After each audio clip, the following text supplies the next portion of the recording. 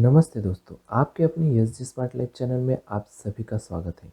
दोस्तों, आज की वीडियो में हम देखने जा रहे हैं स्टेट बोर्ड महाराष्ट्र की हिंदी लोक भारती 9वीं कक्षा की पाठ्यपुस्तक में संकलित दूसरी इकाई का पाठ क्रमांक 5, जिसका नाम है अतीत के पत्र। इस पाठ में 2 पत्रों का संकलन किया गया है, जिसमें पहला पत्र विनोबा भावे जी द्वारा गांधी जी को लिखित है तथा दूसरा पत्र गांधी जी द्वारा विनोबा भावे जी को लिखा हुआ है। सबसे पहले हम इन दोनों लेखकों का संक्षिप्त परिचय करा लेते हैं, जिसमें सबसे पहले है विनोबा भावे। विनोबा भावे जी का परिचय यहाँ पर देख लीजिए। विनोबा भावे जी, जिनका नाम है विनायक नरहरि भावे, उनका जन्म 11 सितंबर 1895 में हुआ है तथा उनकी मृत्यु जो है 15 नवंबर 1982 में। परिचय देखिए यहाँ पर, विनोबा भावे जी का पूरा नाम विनायक नरहरि भावे था। आप स्वतंत्रता संग्राम सेनानी, सामाजिक राज्यकर्ता तथा प्रसिद्ध गांधी विचारक थे। प्रस्तुत कृतियाँ, उन्होंने लिखी हुई कृतियाँ देख लीजिए यहाँ पर। गीताई, यह ग्रंथ उन्होंने लिखा है, मतलब गीता का मराठी में अनुवाद उसमें उन्होंने किया है। गीता पर वार्ता, ये भी उन्होंने एक ग्रंथ लिखा है। उसके साथ साथ शिक्षा पर विचार आदि कुछ प्रमुख रचनाएं उनके द्वारा बनाई गई है। दूसरे लेखक हैं महात्मा गांधी जी। गांधी जी का जन्म यहाँ पर देख लीजिए, 2 अक्टूबर 1869 में जन्म हुआ है तथा उनकी मृत्यु जो है वो 30 जनवरी 1948 में हुई है। परिचय देखिए यहाँ पर, गांधी जी का पूरा नाम मोहनदास करमचंद गांधी था। आप भारतीय स्वतंत्रता आंदोलन के प्रमुख राजनीतिक एवं आध्यात्मिक नेता थे। प्रमुख कृतियाँ देखिए यहाँ पर, उन्होंने क्या क्या साहित्य लिखा है। उसमें सबसे पहले है सत्य के साथ मेरे प्रयोग, यह आत्मकथा उन्होंने लिखी है। उसके साथ साथ हिंदी स्वराज्य या इंडियन होम रूल, यह भी ग्रंथ उन्होंने लिखा है। इसके अतिरिक्त लगभग प्रत्येक दिन अनेक व्यक्तियों और समाचार पत्रों के लिए लेखन कार्य उन्होंने किया है। गद्य संबंधी जानकारी देख लीजिए यहाँ पर। यहाँ प्रथम पत्र में विनोबा भावे जी का दृढ़ निश्चय, देश सेवा व्रत, परिश्रम, अनुशासन एवं गांधी जी के प्रति समर्पण एवं श्रद्धा परिलक्षित होती है। दूसरे पत्र में गांधी जी का भावे जी के प्रति विश्वास, पितृवत प्रेम दिखाई पड़ता है। इन पत्रों से विभिन्न मानवीय मूल्यों को अपनाने की प्रेरणा यहाँ से प्राप्त होती है। तो देखिए यहाँ पर हम विनोबा भावे जी ने जो सबसे पहले पत्र लिखा है गांधी जी के लिए, तो उस पत्र को यहाँ पर ध्यान से पढ़ लेते हैं, समझ कर लेते हैं। तो देखिए यहाँ पर विनोबा भावे जी ने शुरुआत में ही पत्र का संबोधन जो यहाँ पर किया है बापूजी के लिए, मतलब महात्मा गांधी जी के लिए जो संबोधन किया है वह परम पूज्य इस शब्दों में किया है। तो देखिए यहाँ पर पत्र की शुरुआत हम कर लेते हैं। परम पूज्य बापूजी, 1 साल पहले अस्वास्थ्य के कारण आश्रम से बाहर गया था। यह तय हुआ था कि 2-3 मास वाई रहकर आश्रम लौट जाऊंगा, पर 1 साल बीत गया, फिर भी मेरा कोई ठिकाना नहीं। पर मुझे कबूल करना चाहिए कि इस बारे में सारा दोष मेरा ही है। देखिए यहाँ पर विनोबा भावे जी गांधी जी को पत्र लिख रहे हैं और उनको जो कुछ हाल उनका हुआ है, मतलब जो आश्रम से बाहर रहने का कारण जो हुआ है, वह पत्र के माध्यम से वह गांधी जी को बता रहे हैं। तो देखिए यहाँ पर पहले ही साल जब विनोबा भावे जी आश्रम में आए थे, गांधी जी के पास आए थे, वहाँ रहने लगे थे, लेकिन अचानक उनका जो स्वास्थ्य है वो बिगड़ गया था, जिसके कारण उन्हें आश्रम से बाहर रहना पड़ा था। और जब वो आश्रम छोड़कर बाहर जा रहे थे, तब उन्होंने तय किया था कि 2-3 मास मैं वाई में रहूँगा। वाई यह एक गांव का नाम है, एक इलाके का नाम है। वहाँ पर रहकर फिर आश्रम में लौट आने का वादा यहाँ पर विनोबा भावे जी ने किया था। पर देखिए यहाँ पर विनोबा भावे जी स्वयं लिखते हैं कि 2-3 महीने की बात तो मैंने की थी, लेकिन 1 साल बीत गया है, फिर भी मेरा कोई ठिकाना नहीं है और इसका जो कसूरवार है वो मैं खुद हूँ। इस प्रकार की स्वीकृति वो खुद देते हैं। वो कहते हैं, पर मुझे कबूल करना चाहिए कि इस बारे में सारा दोष मेरा ही है। मतलब जो भी कुछ यहाँ पर कसूर है वो खुद के ऊपर वह ले लेते हैं। वैसे वो लिख रहे हैं आगे कि वैसे मैंने मामा को पत्र लिखकर कहा था, मतलब वे कहते हैं कि मामा फड़के यानी कि विट्ठल लक्ष्मण फड़के जी जो हैं, उनको मैंने एक दो पत्र लिखे थे। आश्रम ने मेरे हृदय में खास स्थान प्राप्त कर लिया है, इस प्रकार की बात भी वो कहते हैं आगे, कि आश्रम में रहने के बाद उनको यहाँ पर आश्रम के प्रति बहुत लगाव बन गया था। और उन्होंने यहाँ पर लिखा है, इतना ही नहीं अभी तो मेरा जन्म ही आश्रम के लिए है, इस प्रकार की बात भी उन्होंने आगे यहाँ पर लिखी है। ऐसी मेरी श्रद्धा बन गई है। तो फिर प्रश्न उठता है कि मैं एक वर्ष बाहर क्यों रहा।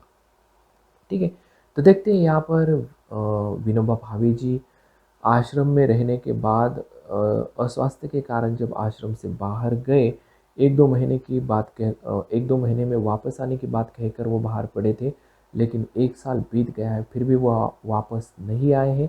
इसका क्या कारण है ये यहाँ पर हम देख लेते हैं। जब मैं वो कहते हैं, विनोबा भावे जी आगे लिख रहे हैं कि जब मैं 10 वर्ष का था तभी मैंने ब्रह्मचर्य व्रत का पालन करते हुए देश सेवा करने का व्रत लिया था। उसके बाद मैं हाई स्कूल में दाखिल हुआ। उस समय मुझे भागवत गीता के अध्ययन का शौक लगा, पर मेरे पिताजी ने दूसरी भाषा के तौर पर फ्रेंच लेने की आज्ञा दी।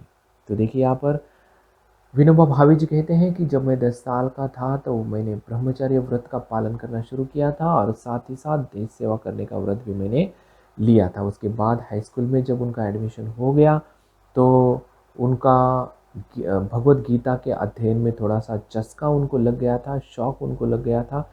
लेकिन यहाँ पर उन्होंने आगे लिखा है कि उनके पिताजी ने यहाँ पर दूसरी भाषा के तौर पर विनोबा जी को फ्रेंच लेने की आज्ञा दे दी गई थी और विनोबा जी ने भी यहाँ पर पिता की आज्ञा को स्वीकार करते हुए फ्रेंच भाषा सीखना प्रारंभ कर लिया था। तो भी गीता पर का मेरा प्रेम जो है वो कम नहीं हुआ था, इस प्रकार की बात यहाँ पर विनोबा जी कहते हैं। और तभी से मैंने घर पर ही खुद ब खुद संस्कृत का अभ्यास करना शुरू कर दिया था। मैंने आपकी आज्ञा लेकर आश्रम में दाखिल हुआ। देखो यहाँ पर विनोबा भावे जी कहते हैं कि मैं आपकी आज्ञा लेकर यहाँ पर आश्रम में आ चुका था। उसी समय वेदांत का अभ्यास करने का अच्छा मौका हाथ लग गया। वाई में नारायण शास्त्री मराठी नामक एक आजन्म ब्रह्मचारी विद्वान विद्यार्थियों को वेदांत तथा दूसरे शास्त्र सिखाने का काम करते हैं। देखिए यहाँ पर विनोबा जी ने कहा था कि आश्रम से मैं अस्वास्थ्य के कारण जब मैं बाहर जाऊंगा तो मैं वाई में रहूंगा और वाई में रहकर मैं 2 महीने के बाद फिर से आश्रम में आऊँगा। लेकिन यहाँ पर देख लीजिए, वाई में जब वो गए तो वहाँ पर उन्होंने शरीर स्वास्थ्य के लिए बहुत सारे प्रयोग किए हैं, आगे हम वो देखने वाले हैं। और उसी टाइम उनको यहाँ पर वाई में नारायण शास्त्री मराठी नामक एक अजन्म ब्रह्मचारी विद्वान व्यक्ति के साथ उनका परिचय हो जाता है। विद्यार्थियों को वेदांत तथा दूसरे शास्त्र सिखाने का काम भी करते थे। उनके पास उपनिषदों का अध्ययन करने का लोभ यहाँ पर विनोबा जी को हुआ था। इस लोभ के कारण वाई में ज़्यादा समय रह गया और उपनिषद सीखने के कारण यहाँ पर वाई में जो ज़्यादा समय उनका गया था वो इसी कारण गया था। इतने समय में मैंने क्या क्या किया यह लिखता हूँ। देखिए यहाँ पर उसके बाद उपनिषद जब वो सीख रहे थे नारायण शास्त्री से, तो उस समय उन्होंने क्या क्या काम किए हैं वो सारे काम यहाँ पर उन्होंने इस पत्र में लिखे हैं। जिस लोभ के खातिर मैं इतने दिनों आश्रम से बाहर रहा, मेरा वह लोभ और उसका कार्य नीचे लिखे अनुसार है। तो देखिए यहाँ पर उन्होंने क्या क्या लिखा है, सारी बातें हम पढ़ लेते हैं। स्वास्थ्य सुधार के निमित्त पहले तो मैंने 10-12 मील घूमना शुरू किया। देखिए यहाँ पर स्वास्थ्य में खराबी जब आई थी उनकी, जिसके कारण उनको आश्रम छोड़ना पड़ा था, तो स्वास्थ्य सुधार के लिए उन्होंने क्या क्या प्रयोग किए हैं, ये सारे प्रयोग यहाँ पर उन्होंने लिखे हैं। उन्होंने कहा शुरुआत में कि मैं यहाँ पर स्वास्थ्य सुधार के निमित्त में 10-12 मील उन्होंने घूमना स्टार्ट कर दिया था। बाद में 6 से 8 सेर अनाज पीसने का काम भी उन्होंने शुरू कर दिया। आज 300 सूर्य नमस्कार और घूमना यह मेरा व्यायाम है, इस प्रकार की बात उन्होंने यहाँ पर लिखी है। देखिए यहाँ पर 300 सूर्य नमस्कार बोले तो कोई साधारण सी बात है नहीं। इतना सारा व्यायाम करने के बाद मुझे नहीं लगता कोई यहाँ पर बीमार हो सकता है और विद्यार्थियों को भी यही करना चाहिए कि अच्छा खासा व्यायाम अपने दिनचर्या में आप रखेंगे तो इस प्रकार का स्वास्थ्य बिगाड़ की बीमारी जो है, मतलब स्वास्थ्य बिगाड़ जो होता है वो उसका सामना हमें करना नहीं पड़ेगा। ओके, इससे मेरा स्वास्थ्य ठीक हो गया और इस प्रकार से चलना फिरना और सूर्य नमस्कार करने के कारण क्या हो गया, विनोबा जी का स्वास्थ्य बिल्कुल ठीक हो गया। आहार के विषय में यहाँ पर विनोबा जी लिख रहे हैं, पहले 6 महीने तक तो नमक खाया। बीमारी के बाद देखिए यहाँ पर जब वो वाई चले गए थे तो उस टाइम वाई पहुंचने के बाद 6 महीने तक उन्होंने नमक खाने का काम किया, मतलब भोजन में नमक लेते थे वे। बाद में उसे छोड़ दिया, मसाले वगैरह बिल्कुल नहीं खाए और आजन्म नमक और मसाले न खाने का व्रत लिया। दूध शुरू किया। बहुत प्रयोग करने के बाद यह सिद्ध हुआ कि दूध बिना बराबर चल नहीं सकता। फिर भी अगर इसे छोड़ा जा सकता हो तो छोड़ देने की मेरी इच्छा है। देखिए यहाँ पर दूध के बगैर तो हो ही नहीं सकता, लेकिन दूध भी छोड़ने की चाह उनके मन में थी। तो उसके बाद उन्होंने क्या किया, देखिए यहाँ पर 1 महीने केले, दूध और नींबू पर बिताया। इससे ताकत कम हो गई। कार्य देख लीजिए यहाँ पर। उसके बाद उन्होंने क्या क्या कार्य किए, गीता का वर्ग चलाया। इसमें 6 विद्यार्थियों को अर्थ सहित सारी गीता सिखाई और वो भी बिना पारिश्रमिक लेते हुए। देखिए यहाँ पर पारिश्रमिक का अर्थ होता है कोई भी मेहनताना न लेते हुए, मतलब यहाँ पर जो भी कुछ यहाँ पर पढ़ाने का काम उन्होंने किया है उसके बदले में किसी भी प्रकार की इच्छा उन्होंने नहीं रखी है, पैसे की वगैरह और चीज़ों की। बिना पारिश्रमिक के उन्होंने यहाँ पर उन बच्चों को, विद्यार्थियों को अर्थ सहित गीता सिखाने का काम किया है। ठीक है, उसके बाद देखिए यहाँ पर 2 नंबर पर उन्होंने लिखा है ज्ञानेश्वरी 6 अध्याय। इस वर्ग में यहाँ पर ज्ञानेश्वरी के 6 अध्याय इस प्रकार का भी वर्ग उन्होंने चलाया। उसमें 4 विद्यार्थी थे, उनको ज्ञानेश्वरी के 6 अध्याय पढ़ाने का काम उन्होंने किया है। उसके बाद उपनिषद 9 यानी कि 9 उपनिषद पढ़ाने का काम उन्होंने किया है और इस वर्ग में 2 विद्यार्थी उनके पास थे। उसके बाद उन्होंने 4 नंबर पर लिखा है हिंदी प्रचार करना भी उन्होंने स्टार्ट कर दिया था। मैं स्वयं अच्छी हिंदी नहीं जानता, फिर भी विद्यार्थियों को हिंदी के समाचार पत्र पढ़ने पढ़ाने का क्रम रखा। देखिए यहाँ पर विनोबा भावे जी कहते हैं कि मैं अच्छी तरह से हिंदी नहीं जानता हूँ, फिर भी उन्होंने विद्यार्थियों को हिंदी प्रचार प्रसार हेतु यहाँ पर समाचार पत्र पढ़ने पढ़ाने का क्रम उन्होंने जारी रखा। 5 नंबर पर उन्होंने लिखा है अंग्रेजी 2 विद्यार्थियों को सिखाई। अंग्रेजी का भी अध्यापन उन्होंने किया है 2 विद्यार्थियों के लिए। उसके बाद देख लीजिए यहाँ पर 6 नंबर पर उन्होंने लिखा है यात्रा लगभग 400 मील पैदल। देखिए यहाँ पर उन्होंने भारत भ्रमण की जो यात्रा की है, 400 मील पैदल चलने की जो यात्रा की है, उसमें यहाँ पर ख़ास तौर पर राजगढ़, सिंहगढ़, तोरणगढ़ आदि इतिहास प्रसिद्ध किले उन्होंने देखे हैं। 7 नंबर पर उन्होंने लिखा है प्रवास करते समय गीता जी पर प्रवचन करने का क्रम भी रखा था। देखिए यहाँ पर जब वो प्रवास करते थे, मतलब भारत भ्रमण करते थे, इन शहरों की विजिट जब उन्होंने की थी तो उस टाइम चलते चलते और जब भी उनका यहाँ पर रहने का निवास स्थान था वहाँ पर प्रवचन करने का काम भी उन्होंने जारी रखा था। आज तक ऐसे कोई 50 प्रवचन उन्होंने इस प्रकार के प्रवास में किए थे। अब यहाँ से आश्रम आते हुए पहले पैदल मुंबई जाऊंगा और वहाँ से रेल से आश्रम पहुंचूंगा, इस प्रकार की बात उन्होंने यहाँ पर लिखी है। मेरे साथ 25 वर्ष का एक विद्यार्थी प्रवास कर रहा है, मुझसे गीता सीखने का उसका विचार है। मैं अधिक से अधिक चैत्र शुक्ल 1 को आश्रम पहुंचूंगा। देखिए यहाँ पर क्या क्या काम उन्होंने किए हैं इस पूरे 1 साल में, ये सारा लेखा जोखा उन्होंने यहाँ पर किया है। और उसके साथ साथ उन्होंने ये भी लिखा है कि अब मैं आश्रम लौट रहा हूँ, तो लौटते समय मेरे साथ एक 25 वर्ष का एक विद्यार्थी भी है जो मुझसे गीता सीखना चाहता है और उसके बाद अधिक से अधिक मुझे चैत्र शुक्ल 1 तक मैं आश्रम पहुंचूंगा, इस प्रकार की बात उन्होंने की है। उसके बाद देखिए यहाँ पर 8 नंबर पर उन्होंने आगे के क्या कार्य किए हैं वो भी यहाँ पर दिए हुए हैं। वाई में विद्यार्थी मंडल नामक की एक संस्था की स्थापना की है। इसमें एक वाचनालय खोला और उसकी सहायता के लिए चक्की पीसने वालों का एक वर्ग शुरू किया। देखिए यहाँ पर वाई में उन्होंने विद्यार्थी मंडल नामक एक संस्था की स्थापना की है और उस संस्था के अंतर्गत उन्होंने वाचनालय खोला है और उस वाचनालय की सहायता करने के लिए उन्होंने चक्की पीसने वालों का एक वर्ग शुरू किया था। मतलब इसमें क्या क्या काम करने थे ये आगे यहाँ पर दिए हुए हैं।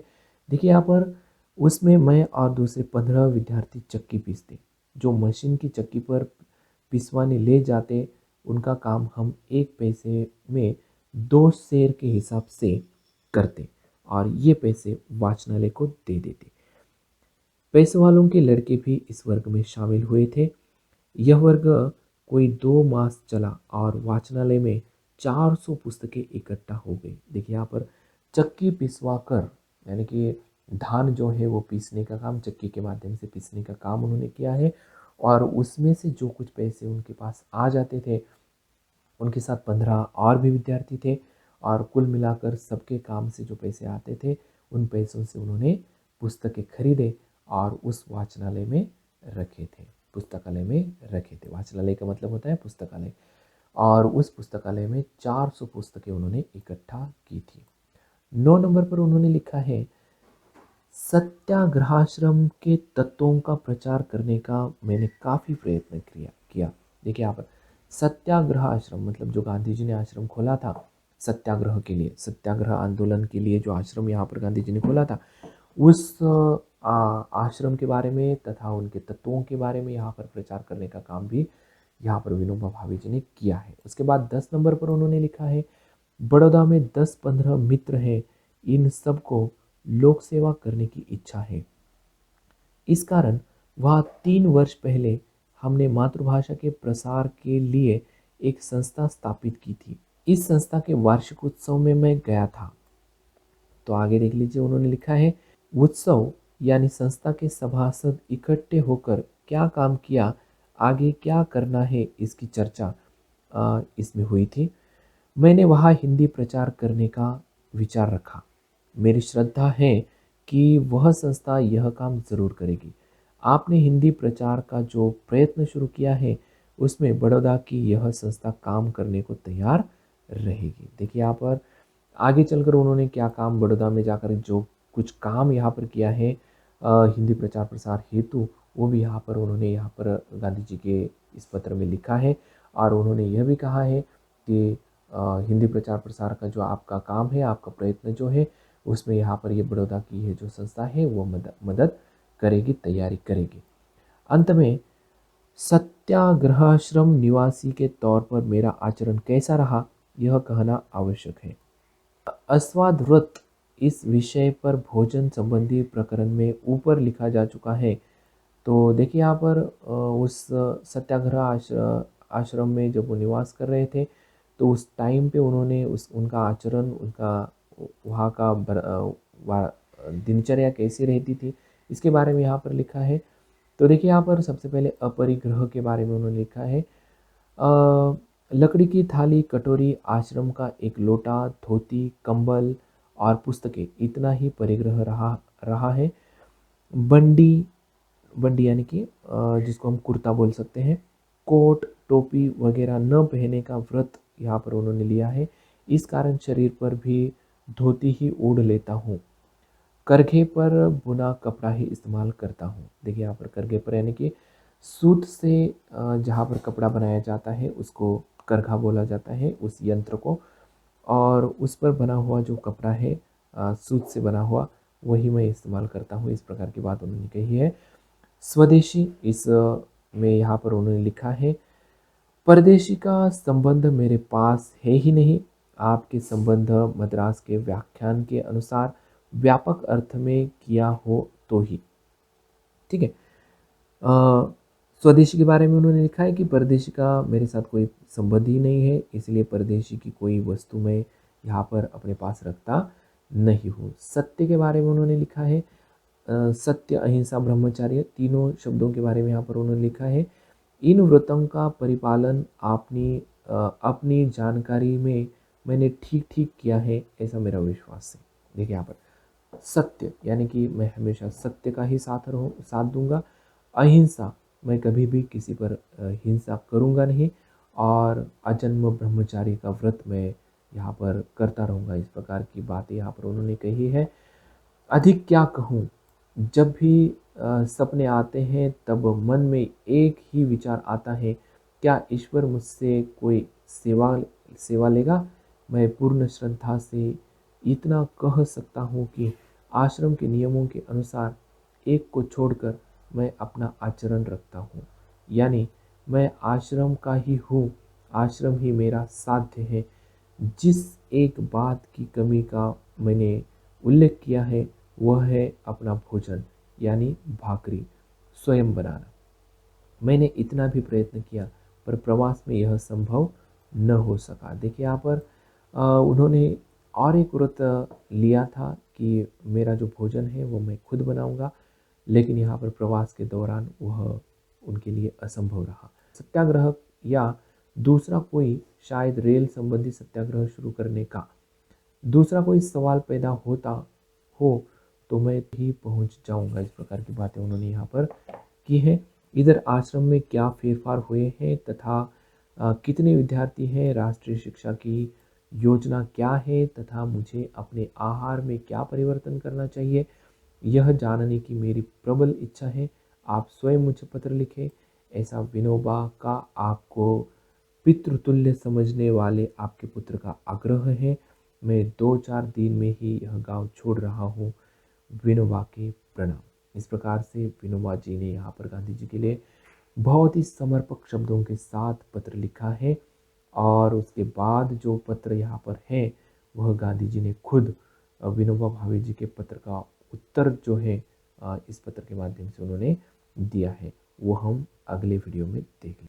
इस वीडियो में बस इतना ही, फिर मिलेंगे अतीत के पत्र के साथ दूसरे पत्र में जो कि गांधी जी ने यहाँ पर विनोबा भावे जी को लिखा है।